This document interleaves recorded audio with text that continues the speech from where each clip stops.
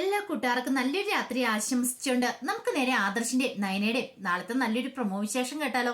ആദ്യമായി കാണുന്നവരാണെങ്കിൽ ചാനൽ ഇഷ്ടപ്പെട്ട ഒന്ന് സബ്സ്ക്രൈബ് ചെയ്യാൻ മറക്കരുതേ. വീഡിയോ ഇഷ്ടപ്പെടുവാണെങ്കിൽ ഒരു ലൈക്ക് തരാനും മറക്കരുത് കേട്ടോ. അപ്പൊ നമുക്ക് നേരെ നമ്മുടെ വിശേഷത്തിലേക്ക് പോയാലോ. അങ്ങനെ നാളത്തെ വിശേഷം നമ്മൾ കാണുന്നേ മൂർത്തി മുത്തശ്ശൻ ഭയങ്കര സന്തോഷത്തിലാണ് മുറിയിലേക്ക് കയറി പോകുന്നത്. ഈ സമയം വസുന്ധര മുത്തശ്ശിയുടെ നെഞ്ചി തീയാണ്. കാരണം മുത്തശ്ശന്റെ അസുഖം ഇതിനായിട്ടും ഭേദമായിട്ടില്ല, ഒരു കുറവും വന്നിട്ടില്ല. എങ്ങനെയായി തീരുമെന്നും അറിയത്തില്ല. പക്ഷെ മുറിയിലേക്ക് ചെന്ന് കഴിഞ്ഞപ്പോഴത്തേനും മുത്തശ്ശന്റെ സന്തോഷം കണ്ടു കഴിഞ്ഞപ്പോ മുത്തശ്ശി ചോദിച്ചു, അല്ല ഇതെന്ത് പറ്റി? ഹോസ്പിറ്റലിൽ പോയിട്ട് വന്നപ്പോ തൊട്ടേ ശ്രദ്ധിക്കുന്നു, ഒരു സന്തോഷമൊക്കെ ഉണ്ടല്ലോ മുഖത്തെന്ന് പറയണം. അത് പിന്നെ എങ്ങനെ സന്തോഷിക്കാതിരിക്കും? അതുപോലത്തെയുള്ള കാര്യങ്ങളൊക്കെ അല്ലേ നടന്നിരിക്കുന്നു പറയണം. എന്ത് കാര്യങ്ങള്? ഹോസ്പിറ്റലിൽ പോയി ചെക്കപ്പ് ചെയ്ത് കഴിഞ്ഞപ്പോ നിങ്ങളുടെ അസുഖത്തിനൊരു കുറവില്ലെന്നല്ലേ പറയണേ, പിന്നെ ഇങ്ങനെ സന്തോഷിക്കേണ്ട കാര്യം എന്താന്ന് ചോദിക്കാം. ഞാൻ ഓർത്തോണ്ടിരുന്നേ മലയ്ക്ക് പോയി എല്ലാരും വന്നു കഴിയുമ്പോ അസുഖങ്ങളൊക്കെ ഭേദമാവുന്ന അയ്യപ്പസ്വാമിയുടെ അനുഗ്രഹം ഉണ്ടായിരിക്കും എന്ന് വിചാരിച്ചു. അപ്പൊ ഒരു കാര്യം മനസ്സിലായി, മലയ്ക്ക് പോയിട്ട് വന്നിട്ടും ഒരു പ്രയോജനമില്ലെന്ന്. അയ്യപ്പസ്വാമി പോലും നമ്മുടെ പ്രാർത്ഥന കേട്ടില്ലെന്ന്. ഇത് കേട്ടതും മൂർത്തി മുത്തശ്ശൻ പറഞ്ഞു, ആര് പറഞ്ഞു പ്രാർത്ഥന കേട്ടില്ലെന്ന്? ഇത് കേട്ടതും വസുന്ധര മുത്തശ്ശി പറഞ്ഞു, പ്രാർത്ഥന കേട്ടായിരുന്നെങ്കിൽ ചെക്കപ്പ് നടത്താൻ പോയിട്ട് വന്നപ്പം സന്തോഷത്തോടെ വരണ്ടല്ലേ. അതെ, എന്റെ അസുഖങ്ങളൊക്കെ ഭേദമായോടോന്ന് പറയണം. ഭേദമായോ? എന്താ ഇദ്ദേഹം പറയണെന്ന് ചോദിക്കാം. അതെ, എന്റെ അസുഖം പൂർണ്ണമായിട്ട് ഭേദമായെന്നാ ഡോക്ടർ പറഞ്ഞേ. ഞാൻ അങ്ങനെ അസുഖത്തെ തോൽപ്പിച്ചെന്ന്. മുത്തശ്ശിക്ക് അതും കൂടെ വിശ്വസിക്കാൻ പറ്റിയില്ല. അപ്പൊ മുമ്പേ കുട്ടികളുടെ അടുത്ത് പറഞ്ഞതോ അസുഖം ഭേദമായിട്ടില്ലെന്ന്. അത് ഞാൻ വെറുതെ പറഞ്ഞാലേ, ഒരു നമ്പർ ഇട്ടല്ലേ കുറെ കാലം കൂടെ എനിക്കിങ്ങനെ അഭിനയിച്ചാൽ മതിയാവുള്ളൂ അസുഖം ഉണ്ടെന്നുള്ളത്. കാരണം ഈ കുടുംബത്തെ ഇപ്പൊ മുന്നോട്ട് നല്ല രീതിയിൽ കൊണ്ടുപോകണമെങ്കിൽ അസുഖം ഉണ്ടെന്ന് അഭിനയിക്കണം. അല്ലാതെ ഒരു കാരണവശാലും മുന്നോട്ട് പോകത്തില്ല. എനിക്ക് അസുഖമില്ലെന്ന് അറിഞ്ഞു കഴിഞ്ഞിട്ടുണ്ടെങ്കിൽ വീണ്ടും പഴയപടി തന്നെ പ്രശ്നങ്ങളൊക്കെ ഉണ്ടോ, അതൊരു കാരണവശാലും പാടില്ല. ഇപ്പൊ എനിക്ക് അസുഖം ഉണ്ടല്ലോ എന്ന് വിചാരിച്ച് ഒരു പക്ഷേങ്കിൽ ഇവിടെ പല കാര്യങ്ങളും നടന്നിരിക്കും. കാരണം എനിക്ക് എന്തെങ്കിലും സംഭവിച്ചാലോ എന്നൊരു ഭയം അവരുടെ മനസ്സിലുണ്ട്. അതുകൊണ്ട് അവർക്ക് അങ്ങനെ ഒരു ഭീതി ഉള്ളതുകൊണ്ട് പേടിക്കേണ്ട കാര്യമില്ല. നമ്മൾ ഉദ്ദേശിച്ച പോലെയൊക്കെ കാര്യങ്ങൾ മുന്നോട്ട് പോകും. ഇപ്പൊ നയനമോളുടെ കാര്യമാണെങ്കിലും അവളെ ഇങ്ങോട്ട് കൊണ്ടുവരണമെങ്കിൽ അറിയാലോ, ദേവേനയുടെ സ്വഭാവം അറിയാലോ. ഇപ്പൊ ഇതാണ് എന്റെ അസുഖമാണ് ഒരു ആയുധമാക്കി മാറ്റിയിരിക്കുന്നു പറയണം. ഇത് കേട്ടൻ വസുന്ധര മുത്തശ്ശി പറഞ്ഞു, എന്നാലും ഞാൻ ആകെപ്പാടിരുന്ന് പേടിച്ചു പോയിട്ടോ, ഇത്ര സമയം നെഞ്ചിനകത്ത് തീയായിരുന്നു പറയാം. ഇത് കേട്ടതും മൂർത്തി മുത്തശ്ശൻ പറഞ്ഞു, അങ്ങനെ പെട്ടെന്നൊന്നും ഞാൻ അങ്ങോട്ട് മുകളിലേക്ക് പോകത്തൊന്നുമില്ല, അതോർത്ത് താൻ പേടിക്കണ്ടെന്ന് പറയണം. ഇത് കേട്ട മുത്തശ്ശി പറഞ്ഞു, അത് ഇദ്ദേഹത്തിന് പറഞ്ഞാൽ മനസ്സിലാകില്ല എന്റെ നെഞ്ചിലെ വിഷമം എന്താന്നുള്ള കാര്യം. ഇപ്പോഴും സമാധാനമായത്. ശബരിമലയ്ക്ക് പോയിട്ട് ഭഗവാൻ അനുഗ്രഹിച്ചല്ലോ അവരെ. ഇനിയിപ്പം നയനമോളും കൂടെ എത്രയും പെട്ടെന്ന് തന്നെ ഇങ്ങോട്ട് തിരികെ വരണമെന്ന് പറയണം. ഇത് കേട്ടതും മുത്തശ്ശൻ പറഞ്ഞു, അത് ശരിയാ. അമ്മ പറഞ്ഞു കേട്ടായിരുന്നു, ആദർശാണെങ്കിലും ജയനാണെങ്കിലും അവരുടെ പ്രാർത്ഥനയൊക്കെ ഇതൊക്കെ തന്നെയായിരുന്നു, എന്റെ അസുഖം ഭേദമാവാനായിട്ടും നയനമോൾ എത്രയും പെട്ടെന്ന് ഇങ്ങോട്ട് മടങ്ങി വരാനായിട്ടും. പക്ഷെ രണ്ടാമത്തെ പ്രാർത്ഥന മാത്രം ഭഗവാൻ കേട്ടില്ലെന്ന് തോന്നേ. മുത്തശ്ശി പറഞ്ഞു, സമയമുണ്ടല്ലോ, ഉറപ്പായിട്ടും എന്റെ മനസ്സിൽ വിശ്വാസമുണ്ട് അയ്യപ്പസ്വാമി അനുഗ്രഹിക്കുമെന്ന്, അവൾക്ക് ഇങ്ങോട്ട് തിരികെ വരാൻ പറ്റുമെന്ന്. ദേവേനിയുടെ മനസ്സിലെ ആ ഒരു ബുദ്ധിമുട്ടുകളെ, ദേവേനിക്ക് നയനയോടുള്ള ആ ദേഷ്യമൊക്കെ മാറി ദേവേനി തന്നെ അവളെ ഇങ്ങോട്ട് കൂട്ടിക്കൊണ്ട് വരുമെന്ന് എന്റെ മനസ്സിലിരുന്ന് ആരോ പറയുന്ന പോലെ എനിക്ക് തോന്നുന്നുണ്ടെന്ന് പറയാം. മുത്തശ്ശൻ പറഞ്ഞു, അങ്ങനെയാണെങ്കിൽ നിന്റെ ആഗ്രഹം പോലെ നടക്കട്ടെ എന്ന് പറയണം. ഈ സമയം ആകപ്പാടെ കട്ടക്കലിപ്പിലാണ് അനാമികയ്ക്ക് എന്ത് ചെയ്യണമെന്ന് അറിയത്തില്ല. അനാമികയുടെ അടുത്ത് രേവതി വന്നിട്ട് പറഞ്ഞു, അല്ല ഇങ്ങനെ ഇരുന്നിട്ട് കാര്യമുണ്ടോ? നിനക്ക് അനന്തപുരിയിലേക്ക് തിരികെ പോണ്ടേ? അവൻ മലയ്ക്ക് പോയിട്ട് വന്നില്ലേന്ന് ചോദിക്കാം. എങ്ങനെ തിരികെ പോകാനെന്ന് ചോദിക്കാം. ഒരു കാര്യം ചെയ്യാം, ഞാനൊന്ന് ദേവേനേച്ചി വിളിച്ചു നോക്കട്ടെ എന്ന് പറയണം. പിന്നീട് രേവതി ദേവേനെ വിളിക്കുകയാണ്. ദേവേനെ വിളിച്ചിട്ട് വിശേഷങ്ങളൊക്കെ തിരക്കാണ്. അസുഖങ്ങളൊക്കെ കുറഞ്ഞു, എങ്ങനെയുണ്ട്, അവര് മലയ്ക്ക് പോയിട്ട് വന്നോ എന്നൊക്കെ ചോദിക്കണം. മലയ്ക്ക് പോയി വന്ന കാര്യങ്ങളൊക്കെ അറിയാം, പക്ഷെ അങ്ങനെയല്ലേ ചോദിക്കാൻ പറ്റുള്ളൂ. അങ്ങനെ ചോദിച്ചു കഴിഞ്ഞപ്പോ ദേവേനെ പറഞ്ഞു, അവര് ശബരിമലയ്ക്ക് പോയിട്ട് വന്നു. പിന്നീട് അനാമികമോൾ ഇങ്ങോട്ട് വരുന്നില്ലേന്ന് ചോദിക്കുക. ഇത് കേട്ടൻ രേവതി പറഞ്ഞു, എങ്ങനെ വരാനായിട്ടാന്ന് പറ. ഇതുവരെയായിട്ട് അവളെ ഇങ്ങോട്ട് കൂട്ടിക്കൊണ്ടു പോകാനായിട്ട് വന്നില്ലോ, പിന്നെ എങ്ങനെയാ അവൾ അങ്ങോട്ടേക്ക് വരുന്നത്? അനാമികമോൾക്ക് നല്ല വിഷമമുണ്ട് അങ്ങോട്ട് വരാത്തേല്. ആരും അവളെ അങ്ങോട്ട് വന്നിട്ടുണ്ടെങ്കിൽ ഒരു മരുമോൾ എന്ന സ്ഥാനം കൊടുത്ത് ഇതുവരെയായിട്ടും കണ്ടിട്ടില്ലോ എന്ന് പറയാം. ഇത് കേട്ടപ്പോ ദേവേനു പറഞ്ഞു, ആര് പറഞ്ഞു അങ്ങനെ? ഈ ഞാനും ജാനകിയൊക്കെ ആണെങ്കിലും അവളെ മരുമോളായിട്ടാ കാണുന്നേ. അത് നിങ്ങൾ മാത്രം കണ്ടിട്ട് കാര്യമില്ലോ, അവിടുത്തെ ആണുങ്ങളാരും അവളെ അങ്ങനെ കരുതുന്നില്ലല്ലോ, അവൾക്കൊരു പുല്ല് വില പോലും അവിടെ ഇല്ലല്ലോ എന്ന് പറയണം. ഇത് കേട്ടപ്പോ ദേവേനു പറഞ്ഞു, എന്തിനാ മടിച്ചിരിക്കുന്നേ? മോളോട് ഇങ്ങോട്ട് വരാൻ പറ, മോൾ ഇവിടെയല്ലേ കഴിയണ്ടേ, അല്ലാതെ അവിടെ അല്ലോ എന്ന് പറയാം. എന്നാലും ഞാൻ എങ്ങനെയാ, ഒരു കാര്യം ചെയ്യാം, ഞാൻ അനിയോട് പറയാം, അനിയോട് ഒന്ന് പറഞ്ഞു നോക്കട്ടെ, അവനോട് വന്ന് വിളിക്കാൻ പറയാം, അനാമികോളോട് വിഷമിക്കണ്ട എന്നൊക്കെ പറയണം. ദേവേനയുടെ വിചാരം എന്താ, അനാമ ഇവിടെ കരഞ്ഞോണ്ടിരിക്കുമെന്ന്. പക്ഷേങ്കിൽ അനാമയ്ക്ക് ഒരു കുഴപ്പമില്ല, അവള് കുതന്ത്ര ബുദ്ധിക്കാരിയാന്നുള്ള കാര്യം ദേവേനിക്ക് അറിയില്ലല്ലോ. പിന്നീട് ദേവേന നേരെ ചെല്ലുന്ന അനിയുടെ അരിയിലേക്കാണ്. അനിയെടുത്തിന്നപ്പം അനി ഫോണിനകത്ത് നോക്കിക്കൊണ്ടിരിക്കുവായിരുന്നു. വല്യമ്മേനെ കണ്ടു കഴിഞ്ഞപ്പോൾ എഴുന്നേറ്റ് എന്താ വല്യമ്മേ, കാര്യം എന്താന്ന് ചോദിക്കണം. അത് പിന്നെ എനിക്ക് നിന്നോടൊരു കാര്യം സംസാരിക്കാണ്ട്. കാര്യം പറ. നീ അനാമിക മോളെ പോയി വിളിച്ചോണ്ട് പോണെന്ന് പറയാ. അവളെയാ ഇങ്ങോട്ടാ. വല്യമ്മയ്ക്ക് വേറെ എന്തെങ്കിലും പറയാണ്ടോന്ന് ചോദിക്കും. അതെന്താടാ, ഞാൻ പറഞ്ഞതിന് ഇഷ്ടപ്പെട്ടില്ലേ? പിന്നെ അവള് സ്വന്തം ഇഷ്ടപ്രകാരം പോയതല്ലേ. അവള് ചാടിത്തുള്ളി പോകുമ്പോ ഞാൻ പോയി വിളിച്ചോണ്ട് വരണല്ലേ. ഇതിനു മുമ്പ് അവൾ ഇങ്ങനെ പോയായിരുന്നു. ആ സമയത്ത് ഞാൻ അവളെ കൂട്ടിക്കൊണ്ടു വന്നു. പക്ഷെ എപ്പോഴും എന്നെ കൊണ്ട് പറ്റില്ല. ഞാൻ അവളെ പോയി വിളിക്കാനൊന്നും പോകുന്നില്ലെന്ന് പറയാ. ഇത് കേട്ടൻ ദേവേനെ പറഞ്ഞു, ഇങ്ങനെ പറയരുത് അനി. നിന്റെ ജീവിതമാണ്. നീ താലി കെട്ടി പെണ്ണ അനാമിക. ആ ഒരു ചിന്ത നിനക്ക് വേണം. അതുകൊണ്ട് നീ അവളെ പോയി കൂട്ടിക്കൊണ്ട് വരണമെന്ന് പറയാ. ഇത് കേട്ടത് അനി പറഞ്ഞു, വല്യമ്മ എന്തൊക്കെയാ പറയണേ? എപ്പോഴും അവള് പോകുന്ന വഴി ഞാൻ അവളുടെ കാല് പിടിച്ച് പോണമെന്നോ? ഒരിക്കലും അത് സാധിക്കുന്ന കാര്യമല്ല. എന്നെ കൊണ്ട് പറ്റില്ല. ഇനിയിപ്പോ വല്യമ്മ എന്തൊക്കെ പറഞ്ഞാലും ശരി, ഞാൻ അവളെ കൂട്ടിക്കൊണ്ട് വരാൻ പോകുന്നില്ല. അവൾക്ക് എന്നോട് സ്നേഹം ഉണ്ടായിരുന്നെങ്കിൽ അവൾ ഇങ്ങോട്ട് വന്നേനെ. അവൾക്ക് എന്നോടൊരു സ്നേഹവും ഇല്ല വല്യമ്മേ. സ്നേഹം ഉണ്ടായിരുന്നെങ്കിൽ ഒരിക്കലും അവളിങ്ങനെ പോയി നിൽക്കില്ലായിരുന്നു പറയാണ്.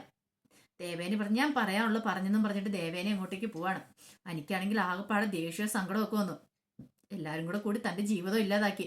വീണ്ടും ഇനി അവളെ ഇങ്ങോട്ട് കൊണ്ടുവന്ന് പ്രതീക്ഷിക്കണം. എന്തിനു വേണ്ടിട്ടാന്നറിയത്തില്ല. ഇങ്ങോട്ട് വന്നാലും തനിക്ക് ഒരു ദിവസം പോലും അവള് സ്വസ്ഥത സമാധാനം തരത്തില്ല. പിന്നെ അവളെ ഇങ്ങോട്ട് കൂട്ടിക്കൊണ്ട് വരേണ്ട ഒരു കാര്യമില്ല. അതുകൊണ്ട് നല്ല കട്ടക്കലിപ്പായിരുന്നു എനിക്ക്.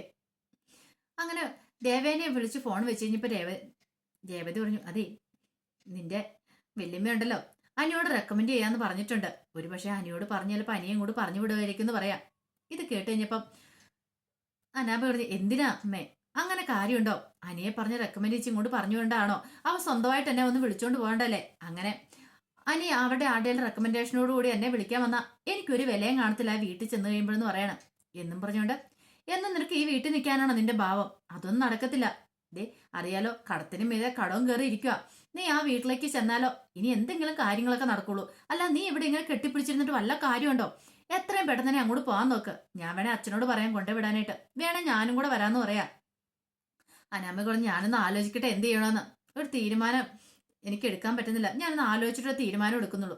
കാരണം അങ്ങോട്ട് ചെന്നിട്ടുണ്ടെങ്കിൽ ഇനി അനിയുടെ മുന്നിൽ ചെന്ന് പെട്ട് കഴിയുമ്പോ അവൻ തരുന്ന സ്വീകരണം എങ്ങനെയാന്ന് പറയാൻ പറ്റില്ല. ഒരുപക്ഷെ ആ നന്ദുവിനെ കടത്തിക്കൊണ്ടുപോയ കാര്യത്തിൽ അവൻ എന്നെ ചോദ്യം ചെയ്യായിരിക്കും. അതിന്റെ പേരിൽ വഴക്കുണ്ടായിട്ടുണ്ടെങ്കിൽ പിന്നെ വീട്ടിലെല്ലാരും പറയും. അതൊന്നും ഒരു കാരണവശാലും പാടില്ല. ഞാനൊന്ന് ആലോചിക്കട്ടെ എന്ന് പറഞ്ഞിട്ട് അങ്ങോട്ടേക്ക് പോവാണ്. ഈ സമയം ആദർശിന്റെ അടുത്തേക്ക് മുത്തശ്ശനും മുത്തശ്ശിയും കൂടെ വരികയാണ്. പിന്നീട് മുത്തശ്ശൻ വന്നിട്ട് പറഞ്ഞു, അല്ല മോനെ, ഇനി നയനമോളെ അവിടെ നിർത്തുന്നതിൽ കാര്യമില്ല. അവളെ ഇങ്ങോട്ട് കൂട്ടിക്കൊണ്ട് വരണമെന്ന് പറയാണ്. ഇത് കേട്ടത് ആദർശ് പറഞ്ഞു, അവള് വരുമെന്ന് തോന്നില്ല മുത്തശ്ശ. അവളോട് ഞാൻ പറഞ്ഞായിരുന്നു. പക്ഷെ എന്തോ അവൾക്ക് ഇങ്ങോട്ട് വരാൻ താല്പര്യമില്ല. അവള് പറഞ്ഞത് അമ്മ അംഗീകരിക്കണം. ഇനി അവൾ ഇങ്ങോട്ട് വന്ന് താമസിക്കണമെങ്കിൽ. കാരണം അമ്മയ്ക്ക് ഇപ്പൊ സർജറി ഒക്കെ കഴിഞ്ഞ് നിൽക്കുവാണല്ലോ. അമ്മയുടെ മനസ്സിൽ വിഷമം ഉണ്ടാവും അവൾ ഇങ്ങോട്ട് വന്നിട്ടുണ്ടെങ്കിൽ. അതുകൊണ്ട് അവൾ ഇപ്പൊ ഇങ്ങോട്ട് വരുന്നില്ലെന്നാ പറഞ്ഞേ. അമ്മ വിളിക്കുവാണെങ്കിൽ അവൾ ഇങ്ങോട്ട് വരുന്നുള്ളെന്നാ പറഞ്ഞേ. ഇത് കേട്ട് കഴിഞ്ഞപ്പോ മുത്തശ്ശി പറഞ്ഞു, അതുകൊണ്ട് എന്താ മോനെ കാര്യം? എന്നും അവൾക്ക് അവിടെ നിൽക്കാനായിട്ട് പറ്റുമോ? ഇപ്പൊ ദേവേനയോട് നമുക്ക് സത്യങ്ങളും തുറന്നു പറയാൻ പറ്റില്ലല്ലോ. അതുകൊണ്ട് മോൻ അവളെ പോയി ഇങ്ങോട്ട് കൂട്ടിക്കൊണ്ട് വാ. ഇപ്പൊ അവൾക്ക് കുഴപ്പമൊന്നുമില്ല. അത്യാവശ്യം നടക്കാനൊക്കെ തുടങ്ങിയില്ലേ നിൽക്കും. അത് ശരിയാ മുത്തശ്ശ. പക്ഷേ എങ്കിൽ അവള് വരുമോന്ന് അറിയത്തില്ല. ഞാൻ ചോദിച്ചു നോക്കാന്നൊക്കെ പറയാണ്. അങ്ങനെ പോകാനിറങ്ങിയപ്പോ അനി ചോദിച്ചു, ആദർശൻ എങ്ങോട്ടാന്ന് ചോദിക്കുക. ഞാൻ നയനയെ കാണാനായിട്ടാ. അതെ, ഏട്ടത്തിനെ വരുമ്പോ കൂട്ടിക്കൊണ്ട് വരണമെന്ന് പറയാം. എത്ര ദിവസം എന്ന് വെച്ചാൽ ഏട്ടത്തിനെ അവിടെ നിർത്തുന്നേ. ഏട്ടത്തി ഇവിടെ ഇല്ലാത്തതുകൊണ്ട് ഒരു സുഖമില്ലെന്ന് പറയണം. ഇപ്പൊ പറയുന്നേ മുത്തശ്ശനും മുത്തശ്ശിക്കും എല്ലാവർക്കും അങ്ങനെ തന്നെയായിരുന്നു. നയനെ അവിടെ ഇല്ലാത്തതുകൊണ്ട് അവർക്ക് ആർക്കും ഒരു സുഖമില്ലായിരുന്നു. പക്ഷെ ഈ പറയുന്ന ജലജയ്ക്കും ജാനവിക്കും ഒക്കെ ഭയങ്കര സന്തോഷമായിരുന്നു അവളവിടെ ഇല്ലാത്തതുകൊണ്ട്. പിന്നീട് ആദർശ് നയനയെ കാണാനായിട്ട് വരുവാണ്. അങ്ങനെ നയനെ കണ്ട് സംസാരിച്ചതിന് ശേഷം ആദർശ് ചോദിച്ചു, അല്ല നീ വീട്ടിലേക്ക് വരുന്നുണ്ടോ എന്ന് ചോദിക്കുക. ഇത് കേട്ട് കഴിഞ്ഞപ്പോ തന്നെ നയന പറഞ്ഞു, ഇല്ല ആദർശേട്ടാ, ഞാൻ വരുന്നില്ല എന്ന് പറയാം. ഞാനിപ്പോ വന്നാൽ ശരിയാകത്തില്ല. അമ്മയ്ക്ക് നല്ല വിഷമവും. എന്നെ കാണുന്ന തന്നെ അമ്മയ്ക്ക് കലിപ്പാന്ന് പറയണം. ഇത് കേട്ടപ്പോ ആദർശ് പറഞ്ഞു, എത്ര കാലം നീ ഇവിടെ ഇങ്ങനെ നിൽക്കാനാ? ഞാൻ ഇങ്ങോട്ട് പോരുന്ന് തുടങ്ങിയപ്പം അനിയൊക്കെ പറഞ്ഞെന്താണെന്നറിയോ? നിന്നെ കൂട്ടിക്കൊണ്ട് അങ്ങോട്ട് ചെല്ലാനാ പറഞ്ഞേ. എത്രയും പെട്ടെന്ന് നിന്നെ അങ്ങോട്ട് കൊണ്ടുവല്ലണോന്ന്. ഇത് കേട്ടപ്പോ നയന പറഞ്ഞു, എനിക്കറിയാം അവിടെ ഉള്ളവരുടെ സ്നേഹം എനിക്കറിയാം. മുത്തശ്ശനും മുത്തശ്ശിയും അനിയൊക്കെ ഒത്തിരി സ്നേഹിക്കുന്നുണ്ടെന്ന് എനിക്കറിയാം. പക്ഷേങ്കിൽ എന്റെ ഇപ്പോഴത്തെ ഈ സാഹചര്യത്തിൽ എനിക്ക് അങ്ങോട്ടേക്ക് വരാൻ പറ്റില്ല. ആദർശൻ അറിയാലോ, ഞാൻ വന്നിട്ടുണ്ടെങ്കിൽ പിന്നെ എന്താ സംഭവിക്കാൻ പോകുന്നത്? അമ്മയ്ക്ക് പിന്നെ അത് മതി. പിന്നെ പഴയതുപോലെ എനിക്ക് അവിടെ ഒന്ന് ഓടിച്ചാടി നടന്ന ജോലികളൊന്നും ചെയ്യാൻ പറ്റില്ലല്ലോ. അപ്പൊ അവർക്ക് നൂറുകൂട്ടം സംശയങ്ങളൊക്കെ ഉണ്ടാവും. ആദർശ് പറഞ്ഞു, ഞാൻ നിർബന്ധിക്കുന്നില്ല. നിന്റെ ഇഷ്ടം എന്താന്ന് വെച്ചാൽ അതന്നെ നടക്കട്ടെ. ഇനിയിപ്പം ഞാൻ നിർബന്ധിച്ച് നിന്നെ കൂട്ടിക്കൊണ്ട് പോകുന്നില്ല. എനിക്കറിയാം നിന്റെ മാനസിക ബുദ്ധിമുട്ട് എത്രമാത്രമാണ്. ഒരു പക്ഷെ അമ്മ ഇത് അറിഞ്ഞു കഴിഞ്ഞാൽ പോലും അമ്മ അംഗീകരിക്കും തോന്നില്ല. അപ്പൊ അങ്ങനെ വരുമ്പം നിന്റെ മനസ്സ് വേദനിക്കും. എനിക്ക് നിന്നെ ഇനി കൈവിട്ട് കളയാൻ പറ്റില്ല. നിന്റെ മനസ്സിനെ വേദനിപ്പിക്കുന്ന ഒരു കാര്യവും ഞാൻ ചെയ്യത്തില്ല എന്ന് പറയാം. അപ്പോഴേക്കും നന്ദു അങ്ങോട്ട് വന്നു. നന്ദു വന്നിട്ട് ആദർശിനോട് അനാമിയെ കുറിച്ച് ചോദിക്കുന്നുണ്ട്. അനാമിയ അങ്ങോട്ട് വന്നു. ഇത് കേട്ടപ്പോ ആദർശ് പറഞ്ഞില്ല, വന്നിട്ടില്ല. ചിലപ്പോ അവള് വരുമായിരിക്കും എന്ന് പറയണം. ഇത് കേട്ടതെന്ന് നന്ദു പറഞ്ഞു, എനിക്ക് അവളെ ഒന്ന് കാണണം. അവളാ ഇത് ചെയ്തെങ്കിൽ അവളെ ഞാൻ വെറുതെ വിടാൻ പോകുന്നില്ല ആദർശേട്ടാ. അവളെ മാത്രല്ല അവളുടെ വീട്ടുകാരെ ഞാൻ വെറുതെ വിടത്തില്ലെന്ന് പറയാ. ഇത് കേട്ടപ്പോൾ നയന പറഞ്ഞു, വേണ്ട മോളെ, നിന്നെ ഒരു പ്രശ്നത്തിനും പോണ്ട. എന്ത് പോണ്ടാന്ന്? അല്ല, എന്നെ പിടിച്ചു കിട്ടി എനിക്ക് എന്തെങ്കിലും സംഭവിച്ചു പോയിരുന്നെങ്കിലോ? അവന്മാരുടെ ഉദ്ദേശം എന്നെ തീർക്കാന്നുള്ളതായിരുന്നു. ഒരു പക്ഷെ ആ കൊട്ടേഷൻ കൊടുത്ത അനാമികയുടെ അച്ഛനും ആണെങ്കിൽ അവരെ ഞാൻ വെറുതെ വിടത്തില്ല, ഞാൻ വലിച്ചു കീറുള്ളൂ എന്നൊക്കെ പറഞ്ഞിട്ട് നന്ദു ദേഷ്യപ്പെടുവാണ്. കിടന്ന് ഭയങ്കരമായിട്ട് ദേഷ്യം ഭാവിക്കുകയാണ്. ഇത് കേട്ട് കഴിഞ്ഞപ്പത്തിന് ആദർശ് പറഞ്ഞു, നന്ദു പറയുന്നതിൽ ഒരു തെറ്റും പറയാൻ പറ്റില്ല. കാരണം നന്ദു ഒരു ഭാഗത്തു നിന്ന് നോക്കുമ്പോൾ ശരിയായിട്ടുള്ള കാര്യമാണ്. നന്ദു പറഞ്ഞു, ഇപ്പോഴാണെങ്കിൽ ഞാൻ ആർക്കും ഒരു ശല്യം ചെയ്യാൻ പോകുന്നില്ല. പിന്നെ അവളുടെ മനസ്സിൽ ചില തെറ്റിദ്ധാരണകളുണ്ടെങ്കിൽ എനിക്കത് തിരുത്താനും ഒന്നും ചെയ്യാനും പറ്റില്ലെന്ന് പറയണം. പിന്നീട് ആദർശ് വീട്ടിലേക്ക് പോവാണ്. ഈ സമയം ദേവേന് നേരെ ജയന്റെ അരിയിലേക്ക് വരുവാണ്. ജയന്റെ അടുത്ത് വന്നിട്ട് ചോദിച്ചു, ജയേട്ടാ, എനിക്ക് ചില കാര്യങ്ങളൊക്കെ അറിയാനുണ്ടെന്ന് പറയണേ. എന്താ കാര്യം?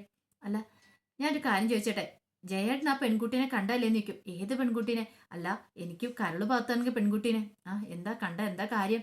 അല്ല, പിന്നെ എനിക്ക് അവളുടെ വീട് വരെ ഒന്ന് പോണായിരുന്നു പറയാം. നീ എന്തൊക്കെയാ ദേവേനി പറയണെന്ന് ചോദിക്കും. അന്നൊരു കാര്യം ചെയ്യും, ജയേട്ടൻ അവളെ ഒന്ന് വിളിക്കാൻ പറയണം. അതിനിപ്പോ എന്റെ കയ്യിൽ നമ്പറില്ലല്ലോ എന്ന് പറയാണ്. ഞാൻ ആദർശനോട് പറഞ്ഞപ്പോ അവൻ പറഞ്ഞു അവന്റെ നമ്പറില്ല, അവരുടെ ഭർത്താവിന്റെ നമ്പറുള്ളതെന്ന്. വിളിച്ചു കഴിഞ്ഞപ്പം കിട്ടണില്ല പോലും. അപ്പം ചേട്ടനോട് പറഞ്ഞ ചേട്ടൻ ഇങ്ങനെ തന്നെയാണോ പറയണേ? അല്ല, ഞാൻ ഒരു കാര്യം ചോദിച്ചോട്ടെ, എനിക്ക് കരള് പാത്തല്ലെങ്കിൽ ആ പെൺകുട്ടി ഉണ്ടല്ലോ, അവളുടെ പേരെന്താന്ന് ചോദിക്കുക. ഇത് കേട്ടതും ജയൻ ഒരു നിമിഷം ഒന്ന് പതറി. എന്ത് പേര് പറയേണ്ടതെന്ന് അറിയത്തില്ല. ജയൻ ഇങ്ങനെ ആലോചിച്ചോണ്ടിരിക്കുക. പെട്ടെന്ന് ദേവേനെ ചോദിച്ചു, നയനെന്നാണോ ആ പെൺകുട്ടിയുടെ പേര്? നയനയാണോ എന്ന് ചോദിക്കുകയാണ്. ഇത് കേട്ടതും വല്ലാത്തൊരു ഞെട്ടല് ഉണ്ടായി. കാരണം ഇവള് സത്യങ്ങളൊക്കെ അറിഞ്ഞോ എന്നൊരു ചിന്ത മനസ്സിലേക്ക് വരുവാണ്. അപ്പൊ എന്താ ഏതാന്നൊക്കെ അറിയത്തില്ല. ഒരു കാര്യം ഉറപ്പായി, ഒരു പക്ഷേങ്കിൽ ദേവേനി സത്യങ്ങളൊക്കെ അറിഞ്ഞിട്ടുണ്ടായിരിക്കണം നയനയാണ് കരള് പാത്ത് നൽകിയെന്നുള്ളത്. അങ്ങനെയാണെങ്കിൽ ഇനിയിപ്പൊ ദേവേനി വീട്ടിലേക്ക് വരും, നയനയെ കൂട്ടിക്കൊണ്ടു പോകും. അതിനതേ അധികം വൈകില്ല. കാരണം കഴിഞ്ഞ ആഴ്ചത്തെ പ്രമോ വിശേഷം കാണിച്ചപ്പോൾ നമ്മൾ കാണിച്ചിട്ടുണ്ടായിരുന്നു നയനയെ വന്ന് കൂട്ടിക്കൊണ്ടു പോകുന്ന ദേവേനിയെ. അപ്പൊ ആ നല്ല വിശേഷങ്ങളൊക്കെയാ. ഒരുപക്ഷെ ആ സത്യങ്ങളൊക്കെ അറിഞ്ഞു കഴിഞ്ഞിട്ടുണ്ടെങ്കിൽ ഇനി ഒരു അനന്തപുരി ഒരു ഉത്സവമായിരിക്കും നടക്കാനായിട്ട് പോകുന്നത്. കാരണം നയനയുടെ കൈ പിടിച്ച് ദേവേനെ അങ്ങോട്ട് കയറി വന്നിട്ടുണ്ടെങ്കിൽ ഉറപ്പായിട്ടും ജലജയ്ക്കും ജാനകിക്കും പത്തി മടക്കേണ്ടി വരും. അത് മാത്രമല്ല, അനാമിയക്കൊക്കെ ഇനി അവിടെ പുറമ്പോക്കിന്റെ വില പോലും കാണത്തില്ല. അപ്പൊ അതിന്റെ വിശേഷങ്ങൾക്കായി നമുക്ക് എല്ലാവർക്കും കാത്തിരിക്കാട്ടോ. ഒരിക്കൽ കൂടി എല്ലാവർക്കും നല്ലൊരു രാത്രി ആശംസിച്ചുകൊണ്ട് നിർത്തുന്നു.